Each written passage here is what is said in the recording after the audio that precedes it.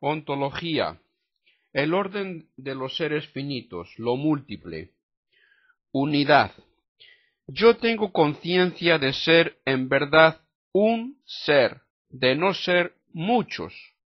Sea cual fuere la dispersión de mis actividades, la tensión o la lucha interior con que se oponen mis diversas tendencias, sea cual fuere la evolución de mi vida consciente y de mi organismo biológico, la unidad del yo domina la multiplicidad de mis actos simultáneos y de mis actos sucesivos, domina la dispersión espacial y la dispersión temporal a las que el yo está en cierta forma condicionado. Autonomía. Yo tengo conciencia de ser distinto de cuanto me rodea. Esta distinción es ya clara y neta desde el momento en que observo el comportamiento de mi organismo con relación a los cuerpos que me rodean. Se desplaza con relación a ellos, tiene su vida propia, reacciona contra su medio, intenta escapar, en la medida de lo posible, de su dominio. Pero, sobre todo, mi autonomía se manifiesta claramente en mis actividades espirituales, en la inmanencia de mi pensar y de mi querer. Soy consciente de señalarme a mí mismo la orientación de mi obrar, sin ser llevado a ello ni por coacción física, ni por los motivos que se puedan presentar a mi espíritu, ni por una inclinación instintiva de mi naturaleza. Considerado a la luz de mi conciencia empírica, el yo posee, sin duda, las características del individuo. Más aún, debe llamársele una persona, puesto que por este nombre se designa al individuo capaz de vida espiritual, esto es, al individuo cuya unidad y autonomía alcanza el nivel eminente de la conciencia espiritual. No obstante, la individualidad del yo no es perfecta. El yo es complejo, es finito. ¿Qué significa esta doble restricción? Complejidad. Hemos hecho ya alusión a ella. Esta complejidad presenta los caracteres de una doble dispersión que recuerda la dispersión espacio-temporal. El yo comporta una extraña multiplicidad de elementos simultáneos, con frecuencia antagónicos, cuya influencia compromete en mayor o menor medida la unidad interna de la persona. Sufre también el hombre una evolución constante que afecta más o menos profundamente a la permanencia de la persona. Finitud. El yo se distingue oponiéndose como lo finito y se opone a lo finito. Oponiéndose, sufre la influencia de su ambiente y depende de él. El yo es influenciable o determinable. Su autonomía no es absoluta, es solidario de los seres que le rodean. Los límites y la indigencia del yo aparecen de manera evidente en el devenir que se realiza en él, esto es, en la actividad. Primero porque este devenir descubre una necesidad de crecimiento o de expansión, después porque dicho devenir es en sí mismo limitado, sometido a condiciones extrañas, expuesto a diversos obstáculos. Al yo se opone el no yo. Este comporta multitud de realidades más o menos análogas al yo. El filósofo discierne primeramente en el mundo corporal otras personas humanas semejantes a él. Las semejanzas anatómicas, fisiológicas, las características del comportamiento y sobre todo el lenguaje sirven de criterio de discernimiento. Analogías menos perfectas permiten también reconocer el carácter individual de otros vivientes, los animales, y las plantas. La individualidad parece degradarse más y más a medida que nos apartamos del hombre. La unidad y la autonomía van en disminución. La individualidad está extremadamente atenuada en el mundo material inorgánico. Al menos nos es imposible discernir en él con certeza y ni siquiera con una seria probabilidad la presencia de verdaderos individuos.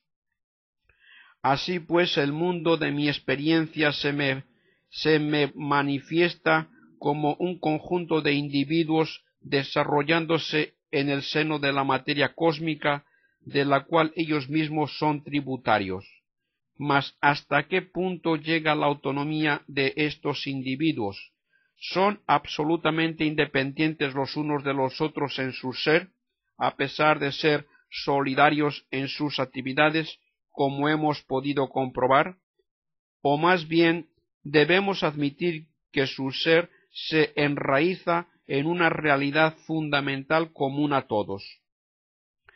¿Es concebible que estos individuos no sean sino modos, partes, elementos finitos y múltiples de un ser único? La hipótesis de Spinoza es inmediata y evidentemente inaceptable. ¿No parece, por el contrario, responder mejor al innegable hecho de la solidaridad universal? No pueden olvidarse estas cuestiones. Debemos conceder que la naturaleza profunda del universo no se manifiesta inmediatamente a nuestro espíritu. Los lazos que unen los seres son lazos secretos que escapan a la observación directa. La opción entre el panteísmo y el pluralismo, entre las diversas formas de panteísmo o de pluralismo, no puede hacerse a la luz de la sola experiencia. La autonomía relativa de ciertos individuos no puede sin más identificarse con una independencia ontológica completa. Incluso la autonomía del yo o de la persona está sujeta a caución en cuanto a su alcance metafísico, puesto que me es imposible saber, por simple reflexión sobre mi libertad, hasta dónde alcanza la autonomía del sujeto activo que soy yo. En resumen, al comienzo de mi estudio metafísico sobre el problema de lo diverso, me es imposible saber en qué medida y en qué sentido el universo de mi experiencia está constituido por una pluralidad de seres ontológicamente independientes. Por lo demás, este presupuesto no es necesario. Primeramente, una diversidad cualquiera en el ser, aun cuando sea superficial, basta para plantear el problema de lo uno y lo múltiple, puesto que es necesario que lo diverso sea inteligible. Para resolver adecuadamente este problema, son indispensables datos más precisos sobre la experiencia de lo diverso, como hemos deducido nosotros en las páginas precedentes, pero no es necesario saber si los individuos múltiples que discernimos en el mundo de nuestra experiencia subsisten en sí mismos o en un ser único del cual serían modalidades finitas, ni si subsisten por sí mismos o dependientes de una causa. En este estudio del pluralismo, las expresiones seres finitos, realidades finitas o individuos finitos no designan aún seres finitos individuales, que tenga cada uno su propia subsistencia. Esto sería suponer precisamente lo que se trata de demostrar, sino realidades que poseen una verdadera unidad interna y una verdadera autonomía con relación a otras realidades de las que se distinguen por oposición. En el caso de los hombres, de los animales y de las plantas,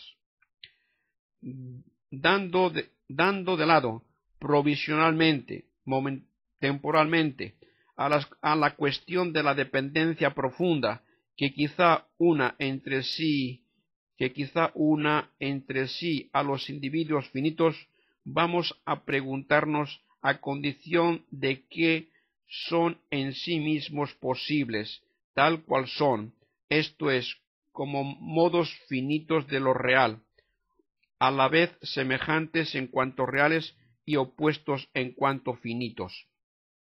Muchos intentos de solución se han dado en el curso de la historia al problema de lo diverso, unos de carácter radical, otros más conciliadores.